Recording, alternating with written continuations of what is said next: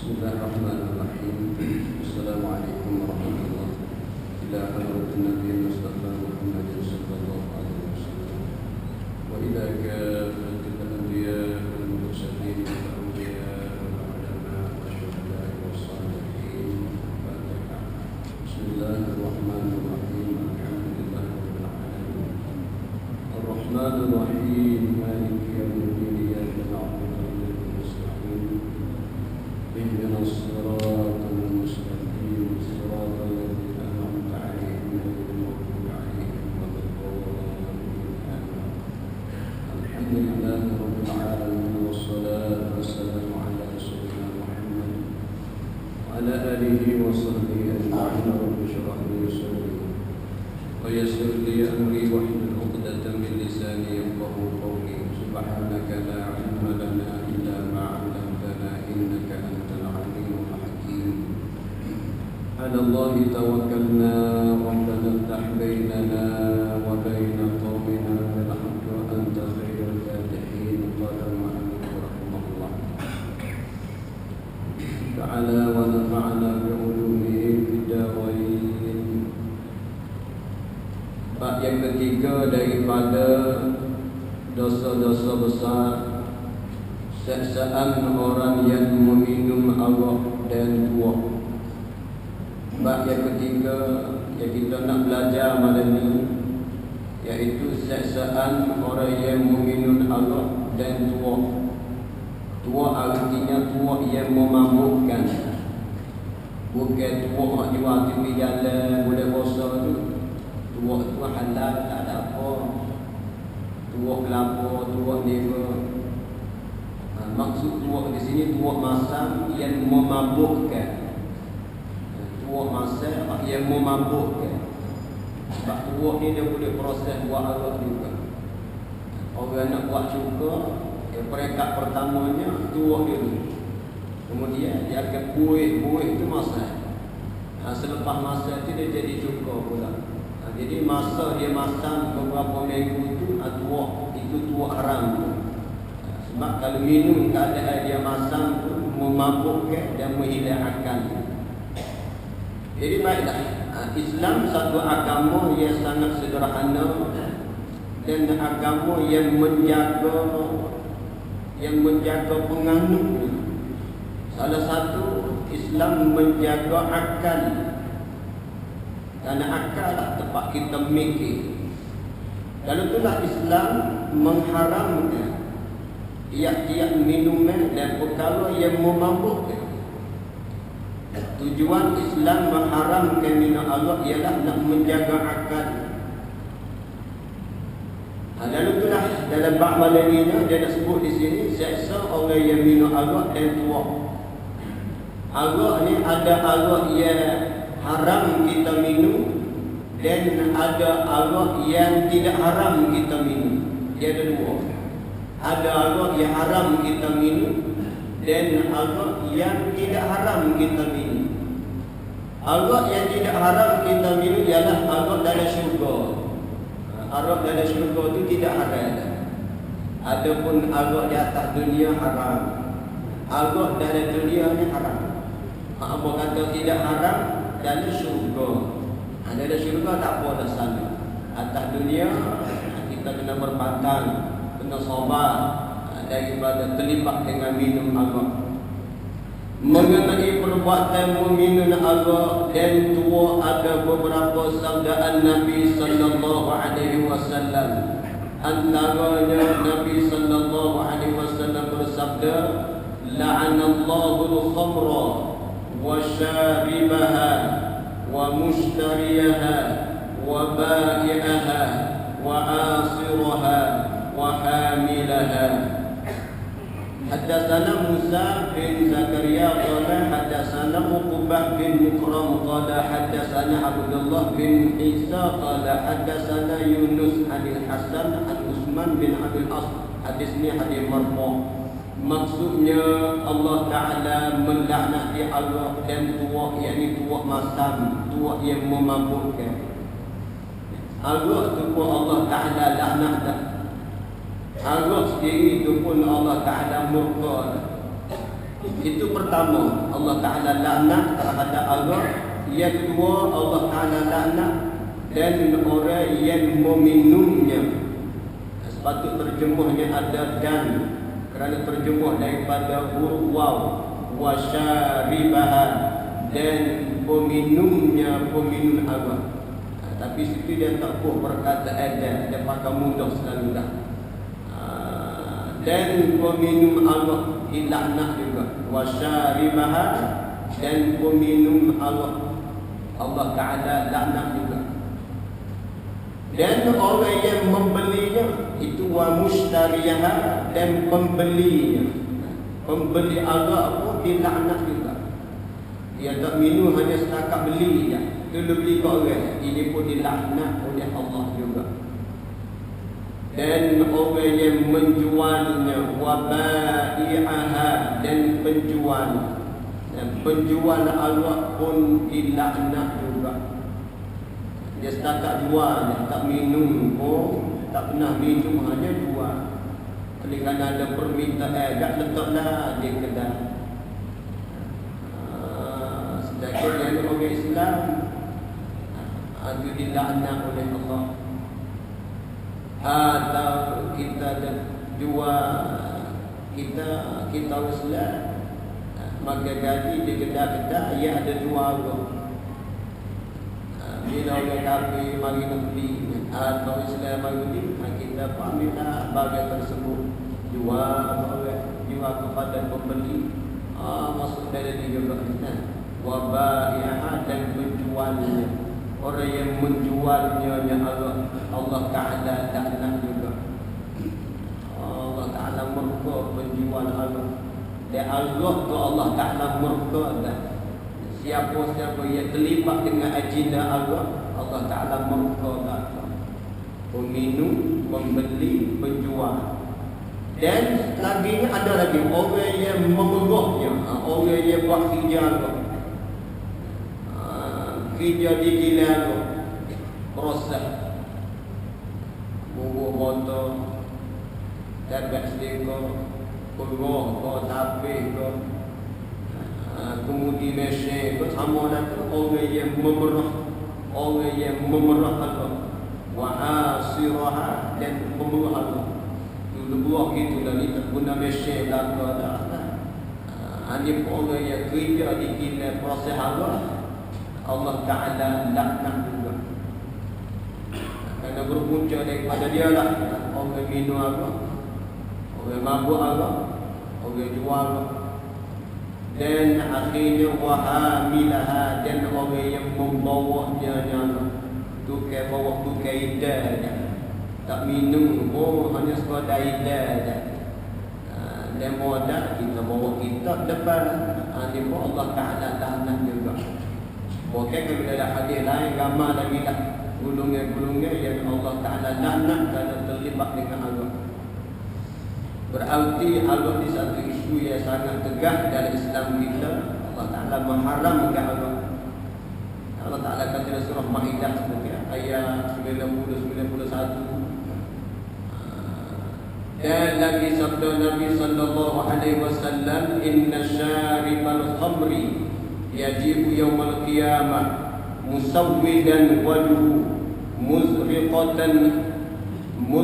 muzriqatan aynahu, ay bagi data aynahu, wa ma'ilan yushilquhu sa'ilan lu'abuhu dali'an lisanuhu min qafahu.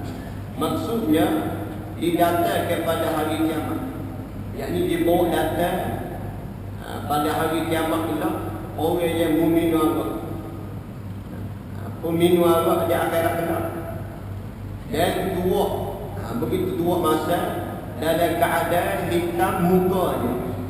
Ini balasan terhadap peminum akhirat kelak, mukanya hitam, biru matanya, bengkok tulang rahangnya, mengalir air liur mulutnya, dan lidahnya terjolor ke atas dadanya. Itulah balasan buruk terhadap peminum Allah. Oleh itu kamu janganlah memberi salam kepadanya kepada peminum arak, dan jangan muziarahnya apabila ia sakit, dan jangan kamu sembahyang atasnya apabila ia mati, kerana ia peminum arak ni pada pandangan Allah Ta'ala sepertilah orang yang menyembah berhala. Dan sesiapa yang minum arak dan tuak, yakni tuak masam, di dalam dunia ini Allah Ta'ala mengharamkan ke atasnya meminumnya di dalam syurga. Ini hadis tarhib, hadis nak menakut-nakut kepada kita supaya menjauhi arak. Hanya panggil tarhib nak menakut kepada kita sekalian supaya menghindari diri daripada terjebak dengan arak. Baiklah. Dan lagi sabda Nabi sallallahu alaihi wasallam, orang yang minum arak dan tua itu bila keluar daripada kuburnya, daripada kubur biasa, terlebih busuk daripada bangkai, dan bekas arak itu digantung pada lehernya, Allah Ta'ala balas. Keluar daripada kubur, botol arak ni tersangkut di badan otak. Dan sana kita boleh dengar orang yang botol duk sakut tekak, itulah pembina arak di dunia dulu.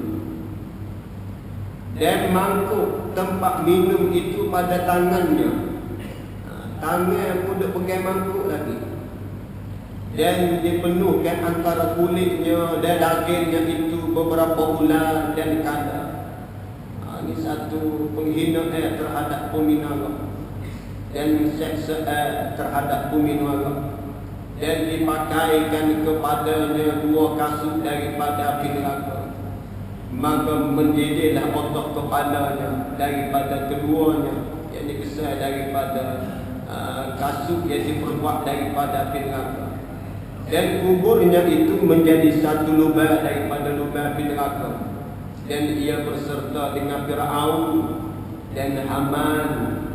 Hanya orang kedai-kedai atas dunia ni, kedai dengan Tuhan kata ni. Orang yang kedai dengan Rasul-Rasul Tuhan ni. Bukan setakat tak saya beriman, mengaku Tuhan lah pula. Maka orang yang minum arak di akhirat kelak Allah Ta'ala himpun bersama dengan Fir'aun dan Haman, himpun di dalam api neraka yang terkebawah, neraka yang bernama Hawiyah. Ini satu saat dan balasan terhadap peminum arak. Sebab itulah pada awal Islam dulu, setelah turunnya ayat ya ayyuhalladzina amanu innamal khamru wal maisir wal ansab wal azlam rijsun min amali syaitan fajtanibuhu la'allakum tuflihun. Hai orang mukmin, orang yang beriman kepada Allah, sesungguhnya arak dan judi, berhala-berhala, tilik nasi atau tenung nasi, itu rijsun min amali syaitan, itu satu kekotoran dan kejijikan daripada amalan-amalan syaitan. Fajtanibuhu la'allakum tuflihun, maka jauhlah kamu daripada arak, nescaya kamu akan dapat kemenangan. Kalau kita baik,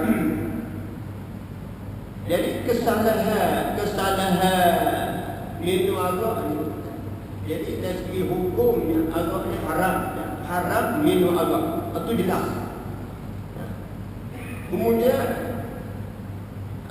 kesalahan minum arak ni diletak di bawah undang-undang syariah, undang-undang jenayah syariah. Dalam arti kata yang lain, kesalahan minum arak ni di bawah undang-undang hudud. Salah satu undang-undang hududnya termasuklah orang yang minum arak, pencuri, penzina, peminum arak, pembunuh, penuduh orang. Ini semua duduk di bawah undang-undang hudud. Dan kita kena faham hudud ni hak Allah Ta'ala, bukan hak mana-mana mati, bukan hak kajian ada, hak Allah Ta'ala. Dan wajib kata pemerintah Islam melaksanakan hukum tersebut. Jadi bila dah turun ayat tadi, ayat tentang pengharaman secara total terhadap Allah, maka sahabat radhiyallahu anhum tidak teragak-agak lagi, terus menumpah dan mencuah tiap-tiap Allah yang ada di rumahnya. Cuah lalu dah. Tunggu hari ni lalu dah cuah Allah. Stok-stok yang masih ada buat habis dah. Tidak ada supaya lagi tunggulah habis minggu adalah kita ambil kira dah. Buat selalu dah. Itulah iman para sahabat. Begitu kuat. Bila turun satu ayat tentang pengharaman terhadap Allah, tidak teragak-agak lagi, tidak berdalih dalih lagi, terus bertindak memecah tempayan Allah. Puas lagi dah.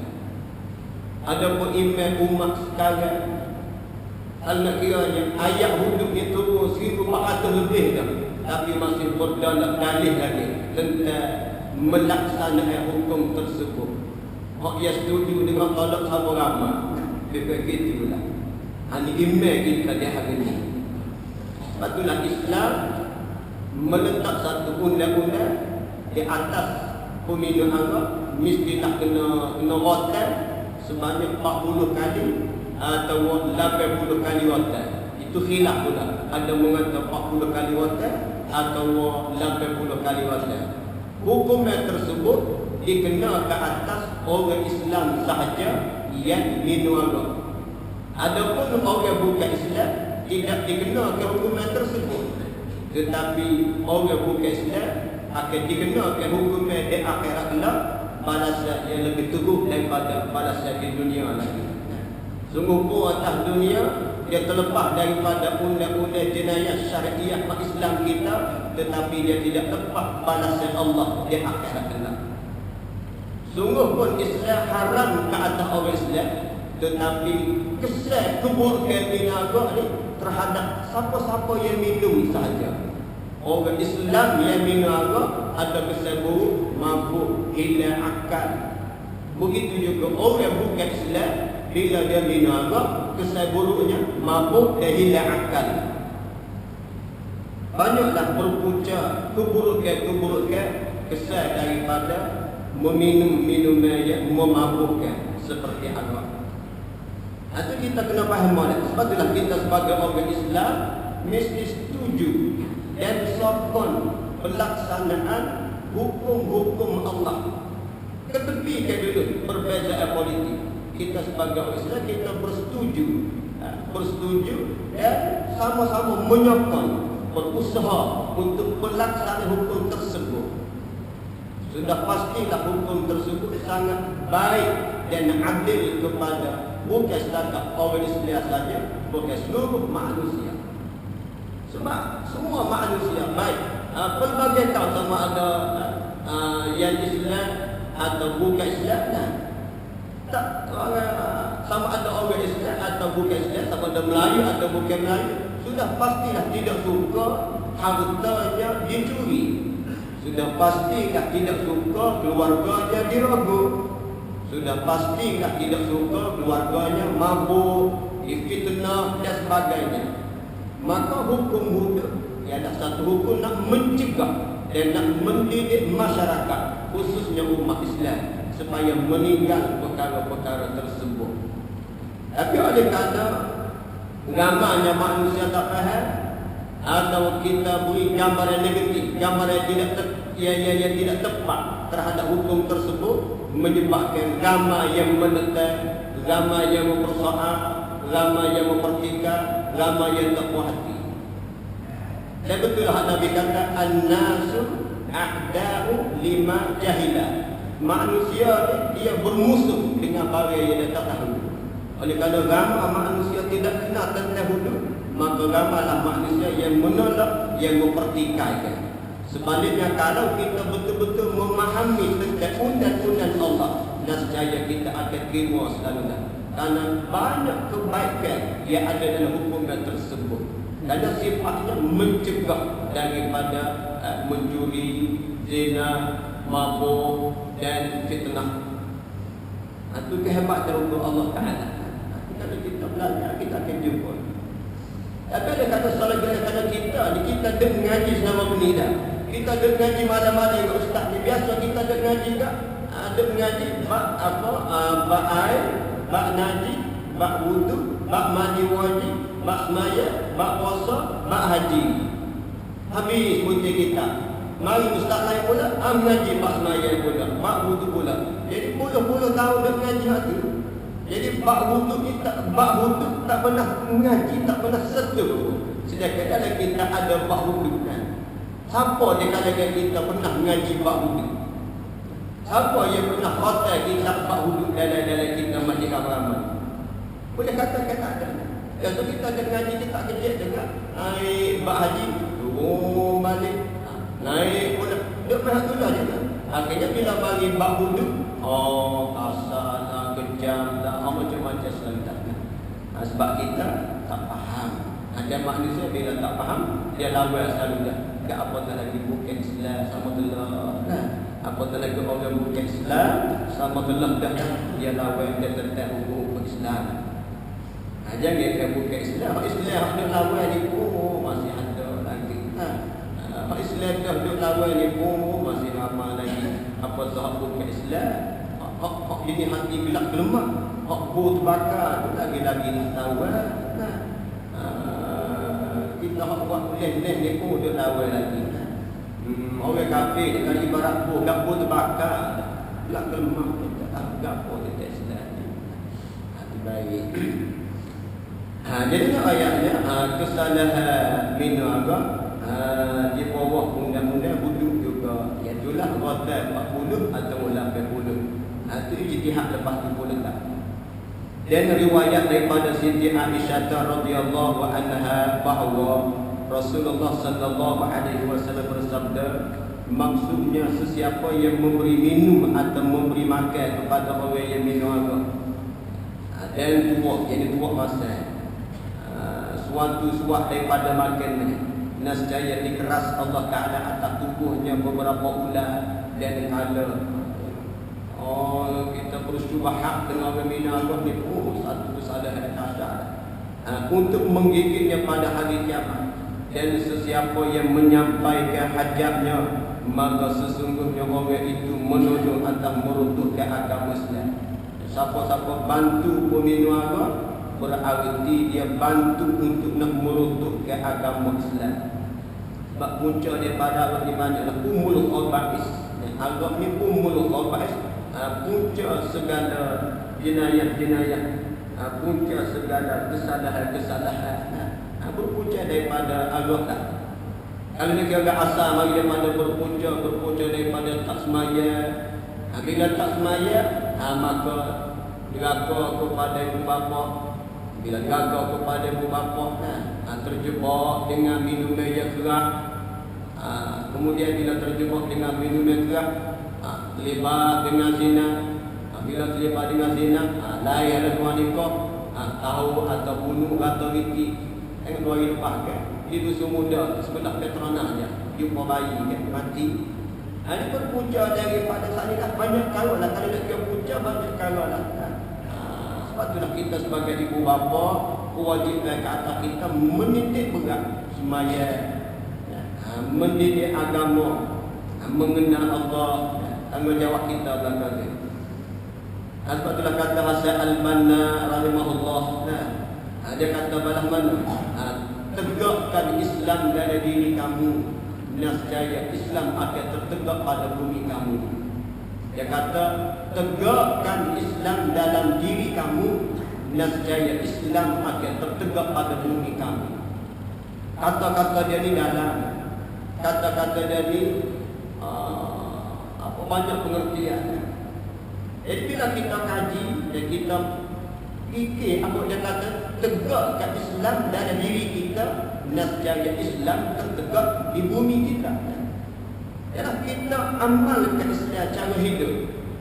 Begitu juga isteri kita hidup cara Islam, anak-anak kita hidup cara Islam. Bila keluarga ni hidup cara Islam, keluarga ni berhidup cara Islam, keluarga ni berhidup cara Islam, maka automatik kita boleh melihat tertegaknya Islam dalam bumi kita, baik dalam masyarakat kampung kita, masyarakat negeri kita dan seterusnya masyarakat dalam negara kita. Bila sana sini maka hidup berpegang dengan ajaran Islam, maka tertegaklah Islam.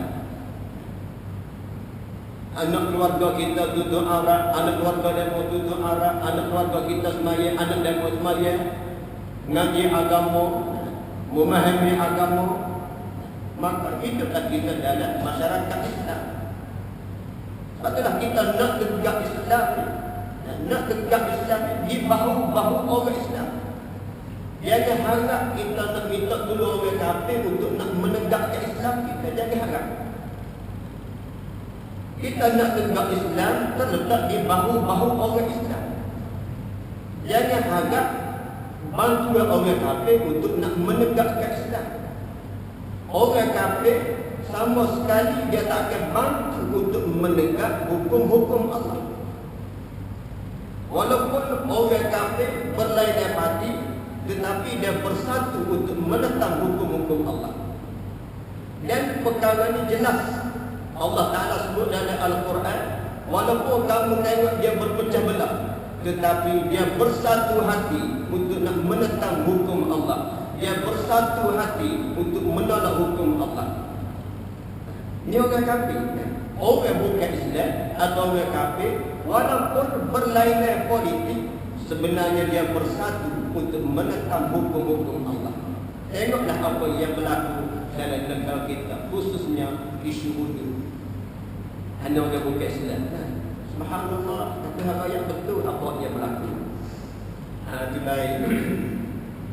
Jadi fikirlah apa Syekh Hasan Banna kata, tegakkan Islam dalam diri kamu, nascaya Islam akan tertegak di bumi kamu. Dalam keluarga kita, dalam masyarakat kampung kita. Dan sesiapa yang memberi hutang kepadanya 1 dirham, siapa-siapa beri pinjam duit kepada peminum Allah, maka sesungguhnya orang itu telah menuduh atau membunuh orang yang mukmin. Kita beri pinjam duit kepada peminum arak, berarti kita membantu untuk membunuh sesama orang mukmin. Dan sesiapa yang bersekedudukan dengan Allah, kepada siapa yang bersekedudukan dengannya, dengan peminum arak, kita duduk seidengan dengan peminum arak. Kita duduk semeja dengan peminum arak. Kita hanya ada ABC. Hak semeja dengan kitanya, dia ada kasbah, ada agama. Kita tak minum, cuma saya kita minum. Kita ABC, dia minum agama. Malah dia pun Islam, kita pun Islam. Kita duduk sekali, buat tak duli, buat tak kisah saja. Kubur masing-masing kononnya. Allah Ta'ala menghimpunkannya pada hari kiamat sebagai membunuh tanpa hajat baginya. Allah Ta'ala jah satu dosa membunuh tanpa hajat, iaitu tiada perpegangan yang melepaskannya. Sebab itulah kita kena hindari majlis-majlis yang ada di dalamnya minum arak. Sebab itu kita orang Islam, kita nak masuk makan, nak masuk minum dalam kedai orang yang bukan Islam, hukumnya tengok dulu. Kita nak masuk makan, nak masuk minum dalam kedai orang bukan Islam, hukumnya tengok dulu. Kalau dalam kedai tersebut ada jual arak, walaupun kita masuk bukan nak minum, hanya nak minum air teh je, nak minum melu je, tak minum pun hukumnya haram juga, sebab menimbul fitnah. Nanti orang tengok ini, mana Tok Bila masuk lagi minum kedai, minum arak kau Tok Bila tu. Timbul fitnah saja. Walau masuk dalam tu minum teh je, timbul fitnah, tak boleh tak boleh. Jagalah kopi dia, kopi mana. Kalau dah ada kedai, tak ada jual ke, orang Islam tak boleh masuk. Haram kerana timbul fitnah. Tidakkah kedai orang Islam ni banyak lagi? Kenapa kita nak masuk kedai orang bukan Islam, yang ada jual ke, walaupun kita bukan minum ke? Tak mikir ke manusia ni. Kecuali atas kapal terbang. Kita naik kapal terbang, tiba-tibanya pramugari atau pramugara dia tolak agama. Adalah orang belakang bukan Islam ni, ada agama. Kita pun nampak, ada agama. buka pintu tu belopak dan jangan. Dia tak boleh ni. Ustaz kata terlibat sama dah. Kena buka pintu lagi. Bukan setakat kita yang matinya. Bukan setakat. Itu lain pula. Sebut juga tak kena api. Kalau tak apa. Apa kalau kedai kita boleh lari. Sebut juga kalau program-program peraya orang bukan Islam. Bila diajak kita pergi, tengok tempat tu ada kedai alumni. Kita ni walaupun aktif dalam politik, kena ada batasnya juga. Jangan semata-mata nak jaga kuasa, nak cari kuasa, nak cari macam mana. Siapa tu orang bukan Islam, sambut perayaannya, dalam perang tersebut ada hidangnya ke, kita pergilah sekali duduk dalam tu. Itu tak kena benda tu. Kita kena tegas. Kalau tak ada yang buat agak, okey kita boleh pergi atas dasar politik, atas dasar sains dan sebagainya. Tapi kalau dalam majlis tersebut ada minuman apa, maka kita tak boleh pergi. Kena tahu juga hukum hakal. Dan sesiapa yang menghalalkan agak dan tua, maka ia terlepas daripada aku. Nabi kata siapa yang menghalalkan agak, menghalalkan agak, aku terlepas dari arti Nabi tak ngaku orang yang menghalalkan agaknya. Kerana Allah telah bersumpah dan aku terlepas daripada orang itu juga. Nabi tak ngaku kerana Allah Ta'ala telah bersumpah dengan kebesaran Allah. Ada zaman sekarang ni kita panggil anggap dia sendiri minuman. Jadi minuman bila minum mabuk. Dia ada salah lagi hak terkini yang merebak dalam masyarakatnya adalah api Buddha. Api Buddha ni bukan anggap lah. Jadi kesalahan api Buddha ni tak masuk bawah hudu, hanya masuk bawah takzir kalau tak silap. Supaya juga dadah tak masuk ke dalam hudu, cuma masuk dalam salah takzir. Apa yang merebak dalam masyarakat kita sekarang api Buddha. Tengok hak di Kelantan tangkap terbesar mencapai 4 juta. Api Buddha ni sebutnya 40 riyal. Makin murah lagi pada. Ini sedang merebak di kalangan pelajar-pelajar sekolah. Api Buddha ni lebih teruk pada anggap lagi. Sebab dia menyebabkan jadi gila. Anggap ni dia mabuk sebentar, mabuk batu kulit. Ada Api Buddha ni dia menyebabkan jadi gila. Jadi macam panggil nampak atu macam-macam lah. Sebab mengikut kenyataan dia sok khabar sinah yang Kelantan. Bahan Api Buddha ni pertama campurannya racun tikus. Yang keduanya serubuk kaca Kalimatan. Yang ketiganya campuran pencuci latar. Yang keempatnya bahannya campur bahan peluntur. Dalam tu campur juga bahan umat nyamuk. Dalam Api Buddha juga ada bahan abu mayat. Itu ikut kajian kan. Abu mayat tu ada juga dalam Api Buddha ni. Sebab tu kesal makin Api Buddha ni kelakuannya pelat. Dia macam berat tubuh pada mendalam turun lalu dah. Dan payah nak pulih kalau terjebak dengan Api Buddha. Dia makin otot lalu dah. Saya tak budak-budak yang terlibat dengan Api Buddha tu. Sebab duduk dalam tu orang kafir proses tu betul-betul dia nak menghancur umat Islam. Anggap dia setakat mabuk itu ya, tapi Api Buddha lebih dahsyat pada tu lagi. Na'udzubillah. Ini satu bala yang sedang merebak ada negara umat Islam. Api Buddha, tapi Api Buddha tak tolak lah. Orang tak panggil Yakba ni Api Buddha lah. Haram makan benda begitu, merosakkan fikiran. Dia boleh menimbulkan berpecah rumah tangga, rosak propaganda. Itu saya daripada keburukan makan Api Buddha. Dadah Api Buddha sama lah tu.